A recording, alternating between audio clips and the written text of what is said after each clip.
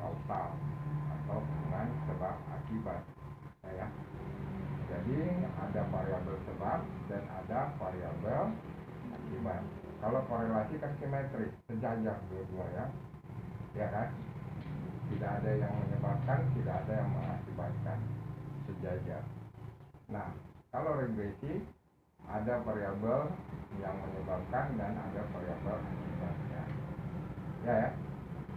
Hubungannya hubungan kausal. Sama juga tujuannya paling tidak untuk mengetahui ada tidaknya pengaruh, kemudian seberapa besar pengaruh dan bagaimana arah pengaruh tersebut, ya kan? Kalau korelasi hubungan, kalau regresi pengaruh. Kita lanjut. Kita lihat pengertian dari regresi. Ini analisis peramalan atau prediksi yang sering digunakan pada data berskala kuantitatif. Ingat, ini datanya berskala kuantitatif. Berarti minimal skala datanya interval dan juga skala datanya rasio. Oke, ya. Kemudian pengertian yang berikut, analisis yang mempelajari bentuk hubungan antara satu atau lebih perubahan atau variabel bebas dengan satu perubahan tak bebas, variabel terikat. X ini adalah notasi atau paling tidak lambang saja. Saya bisa mengganti X ini dengan A, dengan B, dengan C atau apapun. Dan pada umumnya biasanya di dalam statistik itu notasi yang dipakai X, ya, supaya, dan ini semua sepakat tentang notasi. Oke, dan variabel tak bebasnya atau variabel terikatnya ini dinotasikan dengan Y, ya. Jadi ada variabel bebas, ada variabel terikat. Oke. Ada variabel independen, ada variabel dependen. Ada variabel prediktor, ada variabel creation, ya. Jadi nama-namanya juga sering gonta-ganti digunakan. Tapi yang pasti notasi X ini biasa juga disebut dengan variabel bebas atau variabel independen atau variabel prediktor, ya. Kemudian variabel Y ini biasa juga disebut dengan variabel terikat, variabel dependen atau variabel creation, ya. Kemudian pengertian yang berikut, analisis yang digunakan untuk memprediksikan seberapa jauh perubahan nilai variabel dependen bila nilai variabel independen atau bebas ini dimanipulasi atau diubah-ubah. Nah, ini digunakan, statistik ini digunakan untuk memprediksi juga, memperkirakan juga, ya, meramal juga perubahan dari variabel Y, ya, apabila variabel X-nya itu dimanipulasi atau berubah. Variabel ini naik turun, naik atau turun, ya. Apabila variabel X ini naik, akan menyebabkan Y itu naik atau turun, ya kan? Begitu. Sampai sini paham, ya? Jadi regresi ini salah satunya digunakan untuk memprediksi, ya, memprediksi seberapa jauh perubahan nilai variabel dependen Y bila nilai variabel independennya itu dimanipulasi atau diubah, naik atau turun. Ya, akan berubah naik atau turun, itu nanti kita lihat. Begitu, ya? Paham, ya? Jadi itu tujuan Tujuan kita belajar analisis statistik regresi ini yang pasti untuk mempelajari pengaruh variabel bebas tadi, prediktor, terhadap variabel terikat, kriterion tadi yang tadi saya sebut itu. Jadi variabel bebas ini, independen variabel namanya, prediktor namanya, variabel bebas namanya, terhadap variabel terikat. Variabel terikat Y ini namanya ada dependen, ada terikat, kemudian ada creation. Ya, creation ya, kreasi. Creation, kriterion variabel. Kemudian tujuannya alat untuk membuat keputusan apakah naiknya dan menurunnya variabel dependen dapat ditentukan oleh peningkatan atau penurunan variabel dependen atau tidak. Jadi tujuannya untuk membuat keputusan. Semua statistik yang digunakan ini tentunya tujuannya untuk membantu kita mengambil keputusan atau membuat keputusan.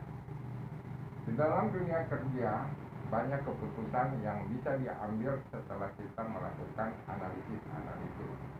Baik itu di bidang pemasaran, di bidang keuangan, maupun di bidang sumber daya manusia. Kita bisa gunakan statistik untuk mengambil keputusan. Contoh misalnya, apabila kita mau mencari tahu kinerja pegawai, naik turunnya kinerja pegawai itu tentu tidak terjadi dengan sendirinya. Naik turunnya kinerja pegawai itu banyak faktor yang menyebabkan. Kita bisa cari tahu dengan regresi. Misalnya, kita melakukan riset untuk mencari tahu apakah kompensasi berpengaruh terhadap kinerja pegawai. Ketika dilakukan riset di dalam lingkungan kerja, ternyata didapat bahwa kinerja pegawai itu disebabkan atau dipengaruhi oleh kompensasi yang diberikan oleh organisasi. Ketika dilakukan riset didapat ada pengaruhnya besar misalnya, kemudian arahnya positif. Artinya bahwa apabila kompensasi itu dinaikkan, maka kinerja pegawai pun akan naik, meningkat, ya kan? Maka kebijakan yang bisa diambil atau keputusan yang bisa dibuat oleh organisasi adalah memperhatikan kompensasi yang diberikan kepada organisasi. Lihat dari indikator-indikator kompensasi, karyawan itu menghendaki bahwa kompensasi itu harus adil. Artinya ketika karyawan itu sudah mengeluarkan segala macam tenaganya, mengorbankan waktunya, maka dia menuntut untuk mendapat kompensasi dari perusahaan yang adil sesuai dengan apa yang sudah dia keluarkan, tenaganya dan waktunya, gitu. Nah, perusahaan juga pasti akan bisa memformulasikan kompensasi yang betul-betul adil. Nah, jadi paling tidak bahwa penelitian terus analisis regresi ini membantu kita untuk mencari tahu hal yang berdasarkan fakta. Bisa ya? Nah, contoh lain misalnya, kita mau lakukan penelitian apakah tingkat penjualan itu disebabkan karena promosi, ya kan? Ketika dilakukan riset untuk membuat keputusan, ternyata didapat bahwa promosi dapat meningkatkan penjualan. Nah, itu berarti naik turunnya penjualan, salah satu variabel yang menentukannya itu adalah promosi. Untuk itu perusahaan wajib hukumnya untuk memperhatikan promosi yang dilakukan oleh perusahaan.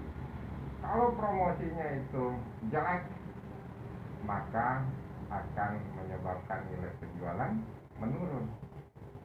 Tetapi kalau promosi yang dilakukan itu bagus, maka dia akan mendorong atau menyebabkan penjualan perusahaan akan meningkat. Nah, promosi yang bagaimana? Itu bidang marketing, itu urusannya mereka. Ya, frekuensinya mungkin ditingkatkan supaya membuat konsumen itu selalu ingat akan produk-produk yang ditawarkan atau apapun juga. Ya, atau media yang dipakai. Kalau media massa misalnya, maka penentuan media massa itu harus yang punya jangkauannya itu lebih luas. Nah, kalau dia punya targetnya itu penjualan untuk seluruh Indonesia, maka kalau Victoria News saja, ya lingkupnya kan hanya NTT atau Pos Kupang, lingkupnya NTT. Jadi cari media massa seperti Kompas, nah itu nasional. Jadi beriklan atau melakukan promosi di Kompas. Jadi ingat tuh, ya.